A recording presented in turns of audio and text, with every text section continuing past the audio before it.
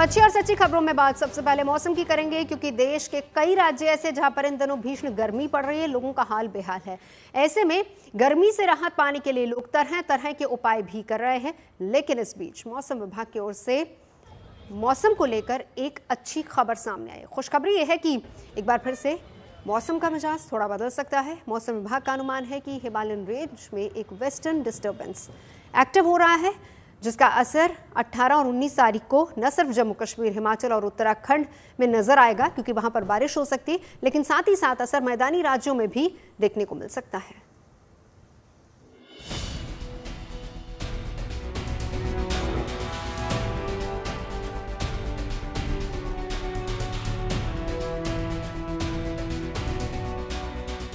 अभी आधा अप्रैल ही गुजरा है और गर्मी अपने फुल फॉर्म में है। ये हाल इन दिनों देश के कई राज्यों का है। नौबत यह है कि अप्रैल में ही गर्मी रिकॉर्ड तोड़ पड़ चुकी है, जिसकी एक तस्वीर राजस्थान से सामने आई है, जहां के कई शहरों में पारा 44 और 45 डिग्री को छू चुका है। ऐसे में लोग घरों से बाहर निकलने से बच रहे हैं और दोपहर होते ही सड़कों और बाजारों में सन्नाटा पसर जा रहा है। तपती गर्मी से राहत अभी बिल्कुल नहीं मिल रही है। टेम्परेचर बढ़ता चला जा रहा है। हाल फिलहाल 38 डिग्री तापमान जयपुर में हो रहा है और राजस्थान का टेम्परेचर कुछ इस तरीके से बढ़ रहा है कि अब कई जगह जो है राजस्थान के कुछ एरियाज़ में हीट वेव दर्ज की जा चुकी है। आने वाले कुछ समय में और 2-3 डिग्री टेम्परेचर राइज जाने का भी अनुमान लगाया जा चुका है। यहाँ पे अगर मैं बॉर्डर एरियाज़ की बात करूँ तो वहाँ का जो टेम्परेचर है वो 44 से 46 डिग्री अभी तक दर्ज हो चुका है। बाड़मेर में 45 से ऊपर ही अधिकतम तापमान अभी रह रहा है। अपना ये जो मार्केट है उसमें भीड़, टूरिस्ट और जो यहाँ के कस्टमर्स हैं, शॉपर्स हैं, उनके लिए जाना जाता है। ये पूरा मार्केट हमेशा से खचाखच सुबह से शाम भरा रहता है, पर अगर अभी हम देखें तो यहाँ मोस्टली हर दुकान अभी हमें खाली नज़र आ रही है। इस भीषण गर्मी में जिन लोगों को जरूरी काम से घर से बाहर निकलना पड़ भी रहा है, वो खुद को हीट स्ट्रोक से बचाने के लिए नींबू पानी, गन्ने का जूस और बेल का जूस जैसी चीजों का सेवन कर रहे हैं। इस गर्मी के कारण यह हाल अकेले उत्तर भारत के शहरों का नहीं है, बल्कि पश्चिमी भारत के शहरों में भी गर्मी लोगों को झुलसा रही है। महाराष्ट्र के अकोला और नागपुर की इन दो तस्वीरों को देखकर हालात का अंदाजा लगाया जा सकता है। अकोला में गर्मी के कारण दोपहर के वक्त शहर की सड़कों पर कर्फ्यू जैसे हालात है। वहीं नागपुर में लोगों को गर्मी से बचाने के लिए चौक चौराहों पर ग्रीन नेट लगवाकर छांव की व्यवस्था की गई है। ये पहल नागपुर महानगर पालिका की तरफ से की गई है, ताकि लोगों को हीट वेव से बचाया जा सके। तो नेट लगा है इस तरीके का। अभी मैंने कहा कि बहुत राहत मिल रही है। मेन मतलब कि छांव चाहिए हमको धूप से, क्योंकि सिग्नल इतना बड़ा है, स्क्वायर भी बड़ा है, ज़्यादा देर तक खड़े रहना पड़ता है और इसके लिए मतलब हेल्थ के लिए तो ये बहुत अच्छी बात है। नहीं, बहुत अच्छा इनिशिएटिव हुई है ये धूप से बचाने के लिए यात्रियों को या फिर गाड़ी चलाने वालों को बहुत सुविधाजनक है। पुलिस वालों की इसके लिए तारीफ करना है, जितने भी कीजिए उतनी कम है। इस भीषण गर्मी के बीच मौसम विभाग की ओर से एक राहत भरी खबर भी आई है। मौसम विभाग का कहना है कि उत्तर भारत के पहाड़ी राज्यों और कुछ मैदानी राज्यों में आने वाले दिनों में मौसम का मिजाज फिर से बदलने वाला है, क्योंकि एक और वेस्टर्न डिस्टर्बेंस एक्टिव हो रहा है, जिसके असर से जम्मू कश्मीर, हिमाचल और उत्तराखंड में आंधी और बारिश देखने को मिल सकती है। साथ ही इन वेस्टर्न डिस्टर्बेंस का असर दिल्ली एनसीआर के शहरों में भी देखने को मिल सकता है। एक पश्चिमी विक्षोभ जो है यानी वेस्टर्न डिस्टर्बेंस जो है जो नॉर्थ वेस्ट इंडिया को प्रभावित करेगा। इसकी वजह से जो हमारा पश्चिम हिमालय क्षेत्र है, वेस्टर्न हिमालयन रीजन है, वहाँ पर बारिश और की घटनाएं वो बढ़ेंगी। 18 और 19 तारीख को पीक इंटेंसिटी रहने वाली है बारिश से संबंधित। इसके लिए थंडरस्टॉर्म, गस्टी विंड, हेल यानी वज्रपात की चेतावनी जो है वो हिमाचल प्रदेश, जम्मू कश्मीर और उत्तराखंड के लिए जारी की गई है। वहीं भारी वर्षा की चेतावनी भी जम्मू कश्मीर के लिए और हिमाचल प्रदेश में कुछ एक स्थानों के लिए जारी की गई है 18-19 तारीख को।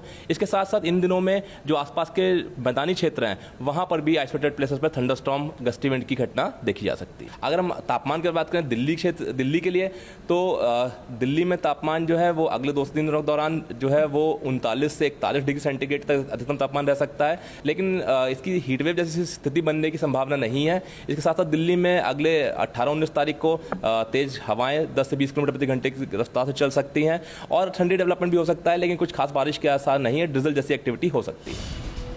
अगर ये अनुमान सच साबित हुआ तो आने वाले कुछ दिनों में उत्तर भारत के लोगों के लिए राहत भरी खबर हो सकती है। हालांकि मौसम विभाग के इस अलर्ट को देखते हुए पहाड़ी राज्यों में लोगों से आंधी और बारिश के दौरान एहतियात बरतने की अपील भी की गई है। जयपुर से रिदम जैन, नागपुर से योगेश वसंत पांडे और अकोला से धनंजय साबले के साथ bureau report, good news today. Rajasthan में इन दिनों गर्मी जोर शोर से पड़ रही है। ऐसे में इस गर्मी से बचने के लिए तरह तरह के उपाय भी लोग कर रहे हैं और इन्हीं में से एक उपाय है पारंपरिक राजस्थानी ड्रेस, जिनकी डिमांड गर्मी आते ही बढ़ जाती है। चाहे सांगानेरी प्रिंट हो, बगरू प्रिंट हो, डब्बू प्रिंट हो, ब्लॉक प्रिंट हो या फिर लहरिया और बांधनी, इन पारंपरिक डिजाइन की खासियत ये है कि ये न सिर्फ गर्मी में आरामदायक होते हैं बल्कि ये देखने में भी काफ़ी अच्छे लगते हैं। और राजस्थान की पारंपरिक फैब्रिक्स और टेक्सटाइल्स गर्मियों में फैशन और ठंडक का ऐसा मेल बनाते हैं जो न केवल शरीर को राहत देता है बल्कि लोगों की पर्सनालिटी में भी चार चांद लगाता है। और यही वजह है कि राजस्थानी ड्रेसेस विदेशियों को भी खूब पसंद आ रही हैं। देखिए, गर्मी इतनी ज़्यादा बढ़ चुकी है, टेम्परेचर इतना ज़्यादा बढ़ रहा है, राहत बिल्कुल नहीं मिल रही है। इस चीज़ का फ़र्क बाकी चीज़ों पे पड़ा है, कहीं ना कहीं पहनावे पे, खान पान पे, हम क्या पी रहे हैं, कितना ज़्यादा जूस इंटेक कर रहे हैं, उस पर भी फ़र्क पड़ रहा है। और एक जो हमारा क्लोथिंग स्टाइल है उसमें बहुत ज़्यादा फ़र्क पड़ रहा है। अभी हम राजस्थान में तो राजस्थान की बात करेंगे, यहाँ के प्रिंट्स की बात करेंगे, यहाँ जो कॉटन चलता है उसकी बात करेंगे। और कॉटन पे यहाँ के जो बांधनी चलती है, लहरिया चलता है, यहाँ का बंधेज है और बगरू प्रिंट है, सांगानेरी प्रिंट है, वो जो यहाँ का फेमस है वो इतना ट्रेंडी हो चुका है कि अभी जिस तरीके के कपड़े चल रहे हैं, जैसे जैसे ट्रेंड्स बढ़ रहे हैं, कॉर्ड सेट्स मार्केट में मिल रहे हैं, वन पीसेस मिल रहे हैं, मिडी ड्रेसेस मिल रही हैं, जो भी चाहे पुरुष हो चाहे महिलाएं हैं, जो भी ट्रेंड्स आ रहे हैं वो सब इन फैब्रिक में हम देख सकते हैं, इन प्रिंट्स के साथ देख सकते हैं। ऐसे ही अभी हम जयपुर के बापू बाज़ार में मौजूद हैं, जो कि खास कर की इन प्रिंट्स के लिए और इन तरीके के कपड़ों के लिए फेमस है। कपड़ों में वैरायटी हर तरीके की है, महिलाओं पुरुष दोनों के लिए यहाँ पे बहुत अच्छी वैरायटी है। उसके अलावा यहाँ पे बैग्स भी हैं और बहुत यूनिक तरीके के कपड़े हैं। सूट्स हम यहाँ पे देख रहे हैं, वन पीस टाइप की ड्रेसेस देख रहे हैं। तो हमारे साथ यहाँ पे जो शॉपकीपर है वो हैं, उनसे जानते हैं कि इनके पास क्या क्या वैरायटी और अभी कॉटन में और राजस्थानी प्रिंट में क्या क्या ट्रेंड है। सर, आपका शुभ नाम? मेरा नाम मोहम्मद नदीम कुरैशी। अभी जो प्रिंट सबसे ज़्यादा ट्रेंड में किस टाइप के ट्रेंड चल रहे हैं ये बताइए। हमारे यहाँ कॉटन बेस्ट होता है। ये जैसे ट्रेडिशनल ब्लॉक प्रिंटिंग होती है, ये मल होता है, समर्स में बहुत सॉफ्ट रहता है, ये चीज़ कस्टमर को बहुत रिलैक्स मिलता है ये चीज़। और हमारे यहाँ बहुत मतलब ऑल ओवर वर्ल्ड से शॉपिंग करने के लिए कस्टमर आता है। तो क्या खास पसंद आ रहा है यहाँ पे आपको इस पूरे मार्केट में? राजस्थान में क्या पसंद आया? राजस्थान का जैसे कि चंदेरी वर्क है, बंधानी है, ये इस तरह के ना मुझे बहुत पसंद आते हैं। पहले भी मैं 2-3 बार यहाँ से बापू मार्केट से लेकर गई हूँ। और अगली खबर दिल्ली के पास ग्रेटर नोएडा से है, जहां पर इंडिया एक्सपो मार्ट सेंटर में दिल्ली फेयर के 59वें एडिशन की शुरुआत हो चुकी है।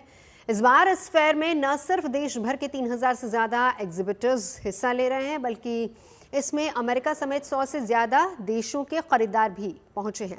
एक दिन पहले इस दिल्ली फेयर का शुभारंभ केंद्रीय मंत्री गिरिराज सिंह ने किया था। सरकार की कोशिश यही है कि ऐसे आयोजन के जरिए छोटे घरेलू बाजार को बड़े बाजार में बदला जाए।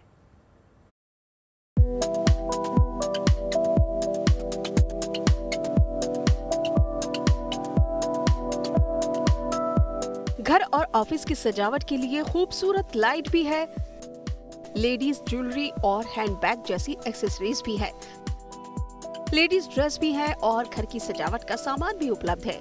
एक ही छत के नीचे इतनी उत्पादों का ये बाजार सजा है दिल्ली के पास ग्रेटर नोएडा में। जहां इंडिया एक्सपो मार्ट सेंटर में 59वें दिल्ली फेयर की शुरुआत हो चुकी है, जिसमें पहुंचने वाले खरीदारों के लिए फैशन और सजावट से जुड़ी एक से बढ़कर एक प्रोडक्ट मौजूद है। बेंगलुरु की एक कंपनी का ये स्टॉल भी कुछ ऐसा ही है, जहां नेचर से जुड़ी थीम पर शानदार पेपर लाइट्स मौजूद हैं। अब हम इस वक्त जहां खड़े हैं, बहुत ही यूनिक स्टॉल है यहाँ पर, और होम डेकोर की बहुत सारी लाइट्स आप यहाँ पर देख रहे हैं, अलग अलग डिज़ाइंस के। लेकिन ये डिज़ाइन सीधे नेचर से कनेक्ट होती हैं। कैसे? निखिल मेरे साथ में है, बताएंगे। निखिल, हम यहाँ पर देख रहे हैं बहुत सारे अलग अलग तरीके के पोस्टर्स लगे हुए हैं, और कहीं ना कहीं उनसे जुड़ी हुई डिज़ाइंस हमें दिखाई पड़ती हैं, और ये जो चीज़ें हैं सीधे नेचर्स में हमें दिखाई पड़ती हैं। तो क्या वो चीज़ें हैं जिनको देखकर आपके डिज़ाइंस इंस्पायर्ड हैं? जी, नेचर में काफ़ी सारी चीज़ें होती है जिससे हम लोग इंस्पायर्ड हो सकते हैं। जैसे ये वाला आप लैम्प देख रहे हैं, ये गूसबेरी से इंस्पायर्ड है। तो हमने गूसबेरी के ऊपर जो टेक्सचर होता है वो हमारे प्रोडक्ट में लाने का ट्राई किया है। कैसे हम लोग एक प्लेन पेपर को गूसबेरी का पैटर्न दे सकते हैं, तो उसको गूसबेरी को क्रश करके हमने लगाया, तो हमको वो पैटर्न मिला। ये देखिए, ये रोप से चीज़ें बनी हुई है ना? ये रोप जो कॉटन रोप होता है उससे वीविंग करके और ये पैटर्न बनाते हैं हम लोग।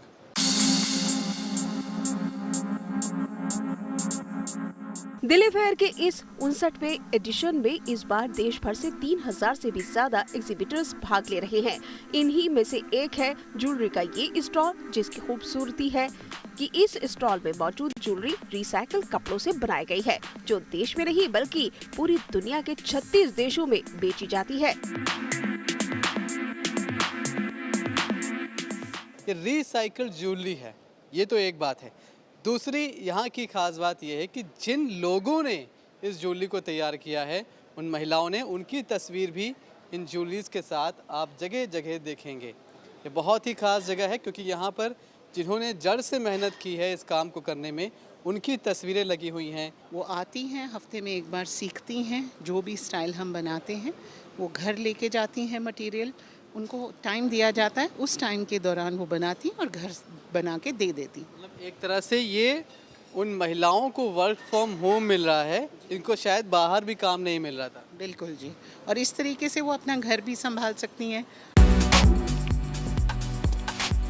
प्रधानमंत्री नरेंद्र मोदी के संसदीय क्षेत्र वाराणसी से भी इस दिल्ली फेयर में उत्पाद पहुंचे हैं, जिन्हें इस स्टॉल पर देखा जा सकता है। इस स्टॉल पर रेडीमेड ज्वेलरी की एक से बढ़कर एक खूबसूरत रेंज मौजूद है। बड़ी बात यह है कि जिस फैक्ट्री में ये नेकलेस, ब्रेसलेट और इयररिंग्स बने हैं, वहां 80% महिलाएं काम करती हैं, जिन्होंने ये ज्वेलरी तैयार की है। करण एक ऐसी फैक्ट्री चलाते हैं जिसमें 80% एम्प्लॉय महिलाएं हैं, ठीक बात है? जी सर, बिल्कुल सही बात है। क्या क्या काम करते हैं आप लोग? हम बनारस बीट्स में बीट्स बनाते हैं, जिनको हम मोती कहते हैं, और हमारे द्वारा सारे हाथों से बनाए जाते हैं हमारे कंपनी में, जो कि लेडीज़ के थ्रू बनते हैं। और हमारे कंपनी में जैसा आपने बताया कि 80% सिर्फ लेडीज़ ही हमारे कंपनी में काम करती हैं, 20% जेंट्स हैं, और हम ऐसे महिला सशक्तिकरण भी बढ़ा रहे हैं, जो कि एक बहुत ही ज़रूरी चीज़ है आज के टाइम में। किस किस तरह के डिज़ाइन हैं ये सब? क्या उन्होंने ही तैयार किया, उन्होंने बनाया है? जी हाँ, बिल्कुल, उन्होंने ही सारे डिज़ाइन बनाए हैं। हमारी जो डिज़ाइनर हैं वो भी एक लेडी ही हैं। इन आर्टिफिशियल ज्वेलरी के अलावा महिलाओं के लिए हैंडबैग, कंगन और ट्रेंडी ड्रेस जैसे कई प्रोडक्ट दिल्ली फेयर में मौजूद है। लेकिन अगर खरीदार कुछ एंटीक चीजें खरीदना चाहते हैं, तो उन्हें जयपुर के लेदर प्रोडक्ट का ये स्टॉल जरूर पसंद आएगा। कुछ ऐसी चीज़ें भी हैं जो पुरानी चीज़ों को नए स्टाइल में लेकर आए। रोहित मेरे साथ हैं, जयपुर से आए हैं, और इनका ये पूरा लेदर की चीज़ें आप देख रहे हैं, बैग्स हैं, डायरीज़ हैं।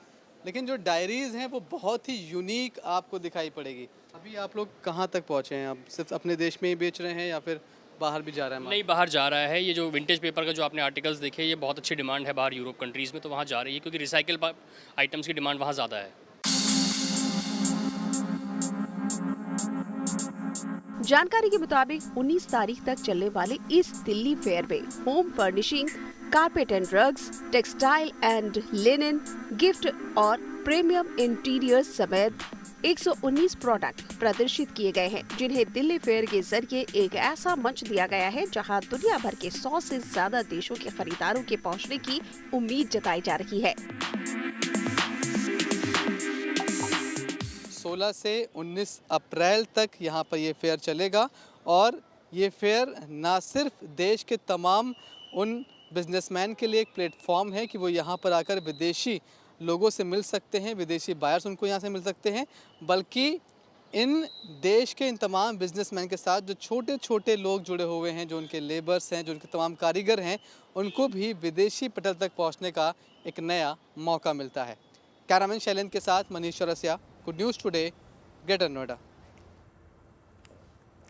और बात एक ऐसी मॉक ड्रिल की जिसकी वजह से भोपाल ही नहीं बल्कि मध्य प्रदेश के दूसरे शहरों में भी किसी तरह की जहरीली गैस अपना तांडव नहीं दिखा पाएगी।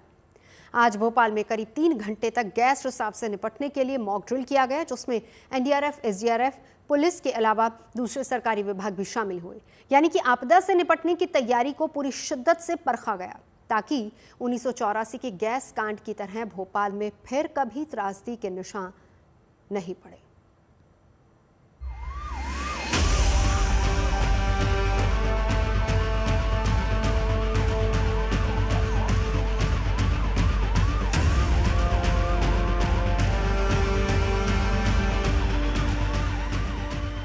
गुरुवार का दिन सुबह का वक्त भोपाल शहर कुछ घंटे के लिए जैसे थम गया। गोविंदापुरा इलाके में अचानक फायर ब्रिगेड और पुलिस की गाड़ियों के सायरन का शोर उठा। इमरजेंसी की भनक होते ही एनडीआरएफ और एसडीआरएफ की टीम सुरक्षा गियर और ऑक्सीजन मास्क पहनने लगी।